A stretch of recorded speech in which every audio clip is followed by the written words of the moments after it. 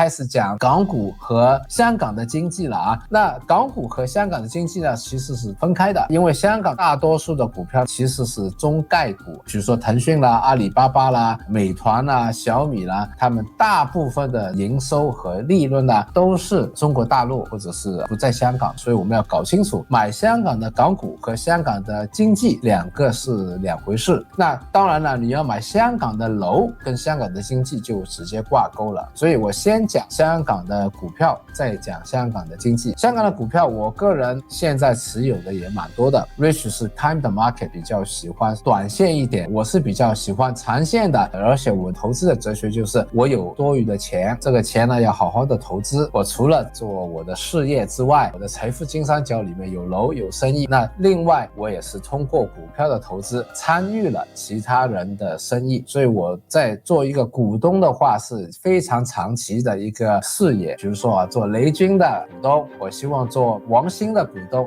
美团的股东，我的视野是比较长远的，我看的是这家公司有没有文化，有没有竞争力，有没有领导，有没有市场，它的产品好不好，这是一方面。另外一方面，现在这个股价合不合理，有没有很吸引的安全边际，有没有打折扣。那我在中概股的整体的包括美国上市的中概股，包括 A 股，包括在香港的股票，我千挑万选也是找到几个，不是太多。很多人说腾讯能买吗？我没有腾讯，所以千挑万选的时候我觉得腾讯不够好嘞。我喜欢的那些呢是比较，我觉得性价比要高，现在股价打的折扣要高，而且这个公司最好是被市场忽略的或者是误解的、错杀的。昨天的 GMT 有讲过一家我觉得是被市场完全错杀的优秀的公司，上个星期又讲过另外一家公司。所以我对香港的股票中概股包括 GMT 同学都知道我的最看好的9个股票是哪9个。有一个人留言问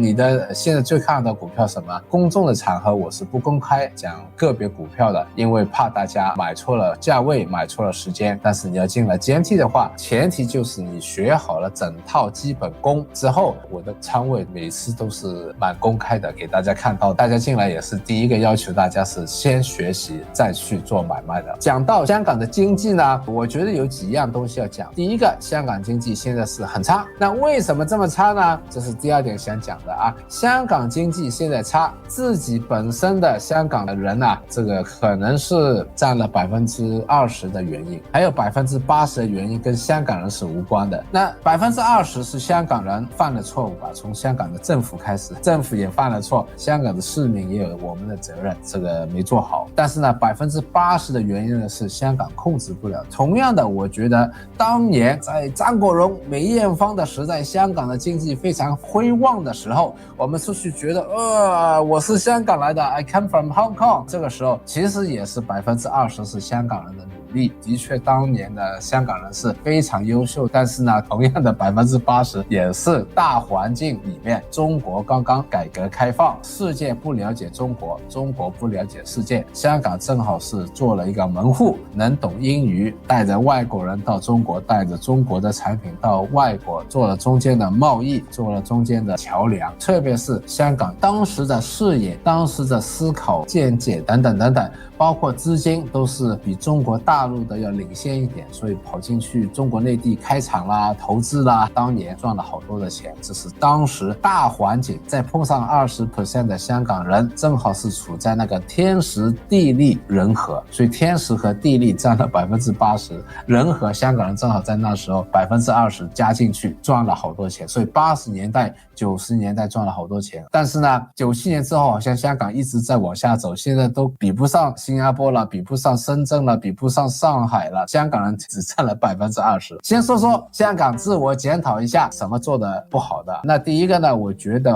香港在90年代之后，把精力不放在经济的发展了，不放在改善生活、做生意、赚钱了。19年之前真的是有很多的内耗，把精力放在其他的一些争吵啦、立法会的争吵啦，所以整个气氛你的精力放在哪里，哪里就会做得好。那我从2014年的时候，那时候中环战中，后来变成占领香港的时候，我就觉得香港现在已经开始把精力放在追求民主啦其他的地方，而不是追求着民生，把经济搞好所以这个已经是香港的 GDP 为什么会落后中国大陆为什么这么好，因为香港当时的人的精力没有放在改善经济改善自己的生活那里，这是第一点。第二点呢，当时的追求的民主理想化很好，但是实际上你越追求越是得不到，因为我们要尊重事实嘛，你只有得到了阿爷的信任，他可以有限度的给你有点民主，但是你硬抢的话，越是人家对你不信任，又把你的有限度的民主也是拿回来了。结果呢，就是很不幸的，到了19年，整体发生了社会的运动，社会的运动里面呢，整个香港是分裂了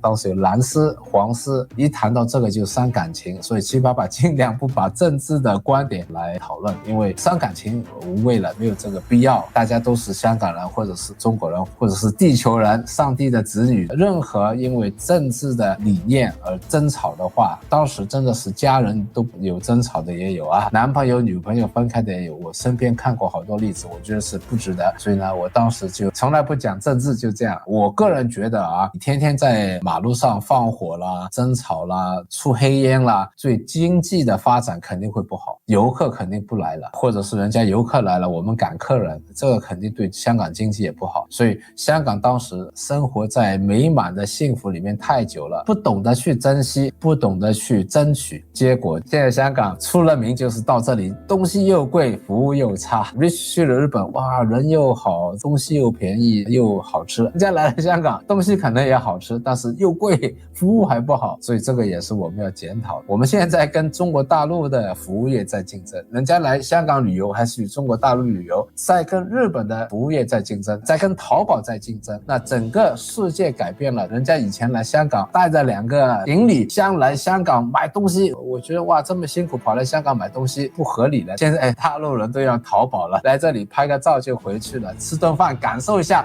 香港的茶餐厅的服务这么差还这么贵，拍个照回去小红书告诉大家一下香港是这么差的，人家是这样来旅游了就走了。所以香港服务差的那几个茶餐厅是特别的人多，就是人家进去要拍你这个服务员很差的服务就走了，那这个当然对香港的旅游业不太好还有一个就是交通太方便了，晚上就走了，跑到深圳才去住酒店了，跑到广州才去住酒店了，不在香港过夜了还有一个呢，那讲到了政府，我觉得政府呢要发展艺术啦，追求文化啦，不能说它错，但是如果是从经济的角度来说，人家为什么新加坡经济发展的比香港多了这么好，抛远了香港，深圳也发展这么好，你看看人家发展什么，人家是发展 Marina Bay Casino， 香港是发展 M+ Museum， 先说艺术馆啦、博物馆啦，没钱赚的，你那个新加坡的 Marina Bay 赌场是有钱赚的，你要做一点有钱赚的东西，你把这块地不拿来发展 shopping mall， 花了好多的钱去发展博物馆，所以这个香港政府也在不赚钱。还有香港政府的立法会议员多了多少区医院议院多了多少司长局长多了多少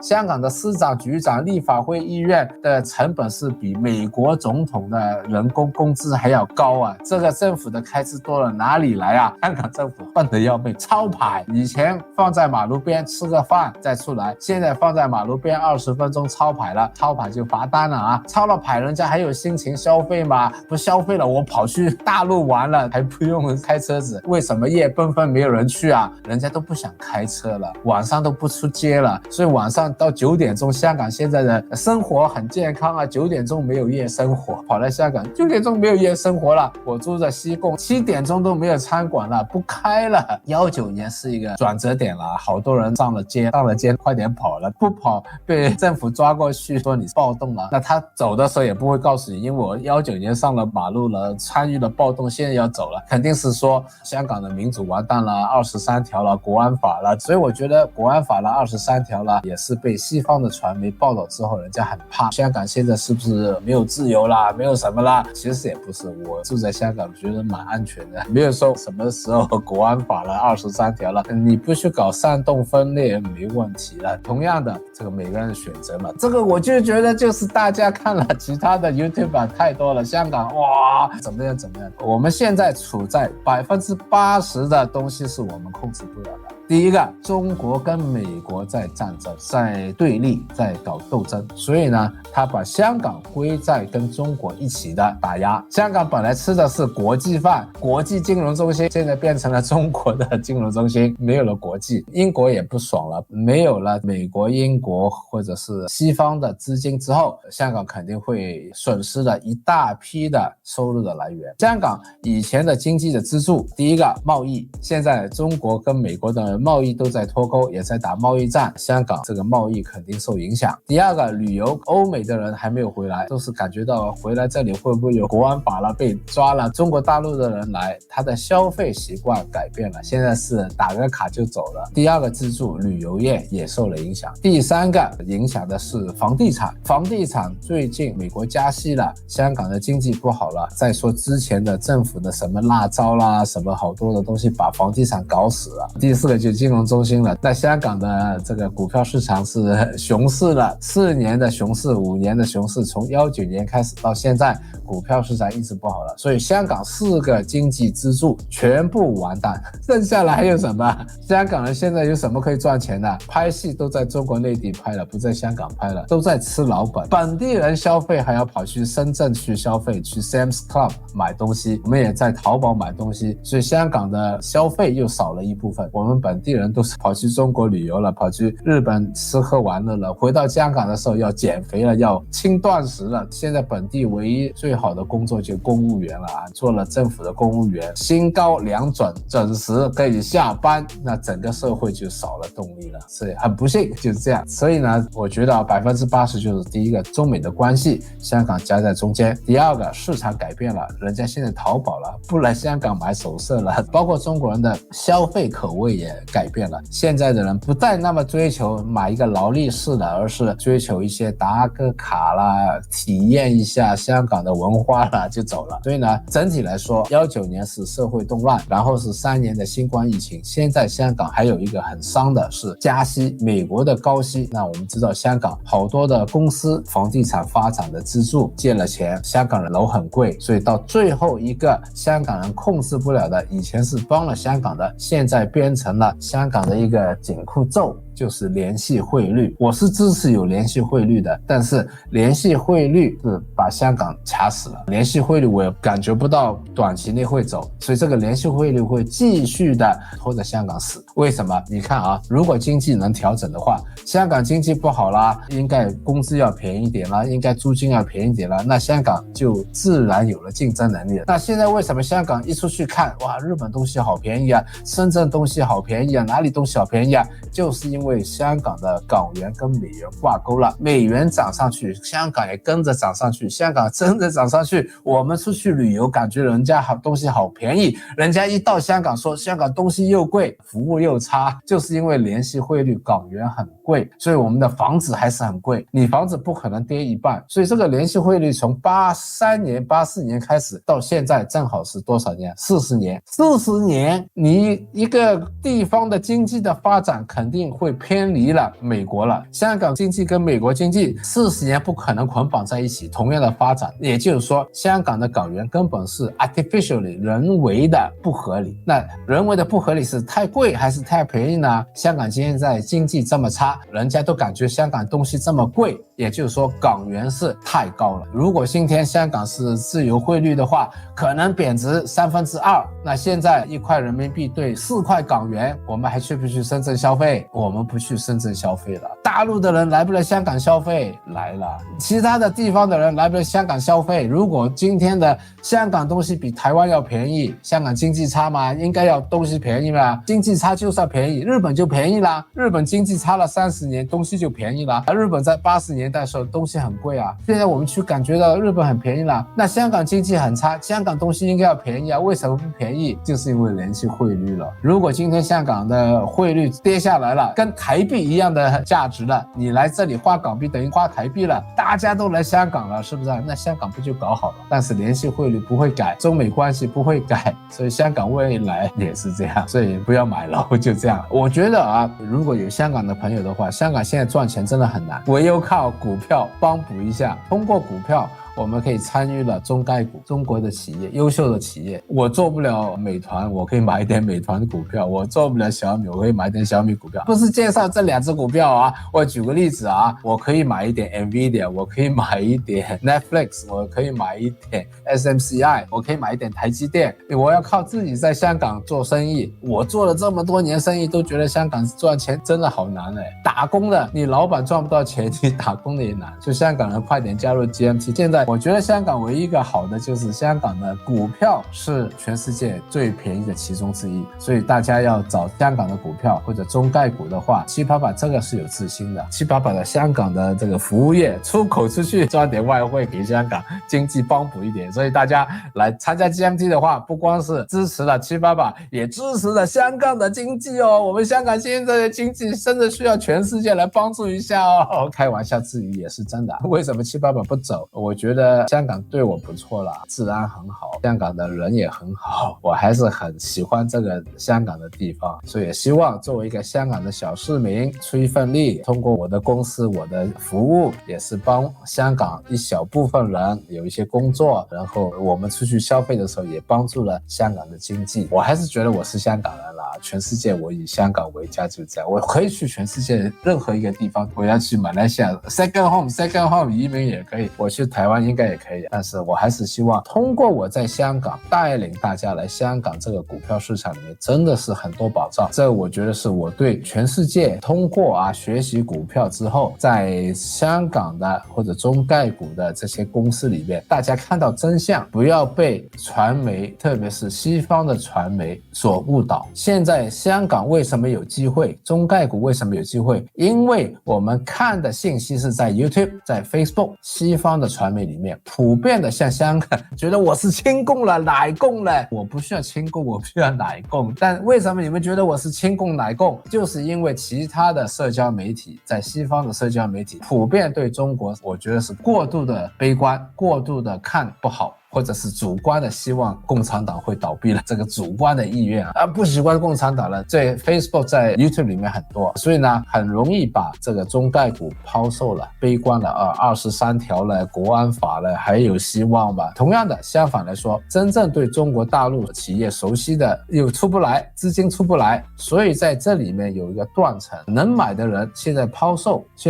所以香港的股票为什么跌了这么长的熊市，就是因为在抛售。以前买的人现在都看了这些社交媒体对香港特别的悲观，在抛售香港完蛋了，我听了100遍了，香港完蛋了，听到我都好像就快要相信了，香港不会完蛋，但是也是一定有艰难的日子要挑战要克服，这肯定的。另外一方面呢，中国大陆竞争能力是很强的，我们跟中国的企业，中国的大陆的人去抢饭碗是完全抢不过的。耶伦跑去大陆所讲的是什么？你们太厉害了，把我们的饭碗抢走了，你们不要做这么多的工作了。 That's what she's telling。 他是真正的话，就是说你们太厉害了，把我们的饭碗抢走了。那我觉得真的要留点饭给台湾啊、日本啊、美国啦、香港啦吃。中国大陆的人太厉害了，但是同样的，中国大陆经济没有什么台湾的学者讲的这么差劲。台湾经济学家当然有主观的意愿，只能这样讲，我是中国大陆跑出来的，我的上一代，我的爷爷、我的奶奶、我的外公外婆被共产党压迫过的文化大革命我跑出来的，我为什么要帮共产党讲好话？所以我是中立的，我也知道中国共产党文化大革命之前是怎么样，但是我们要放下过去，客观的看未来，看现在。为什么美国要制裁中国啊？因为中国太厉害了，不制裁它，美国保不了第一位了。我们要明白这一点。难道现在的共产党比以前专制吗？以前也专制了。为什么尼克逊跑去毛泽东那时候的共产党跟他友好？因为那时候中国不强啊，所以他觉得不是一个威胁啊。我们要考虑一下，